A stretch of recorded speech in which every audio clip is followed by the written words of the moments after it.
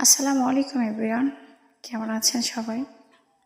আলহামদুলিল্লাহ ভালো আছি। হাজব্যান্ড ছুটি পাবে না বলে বাবার বাড়িতে ঈদ করতে আসছিলাম, কিন্তু হঠাৎ করে হাজব্যান্ডের ছুটি হয়ে যায়। তো হাজব্যান্ড চলে আসে বাবার বাড়িতে। আমার বাচ্চারা তো অনেক মহা খুশি, বাবাকে পেয়ে, সবাইকে একসাথে পেয়ে অনেক আনন্দ করে ঈদটা কাটায়। ভিডিওটা দেখে হয়তো বুঝতে পারতেছেন আমার মেয়ে দুটো বাবাকে পেয়ে কতটা খুশি।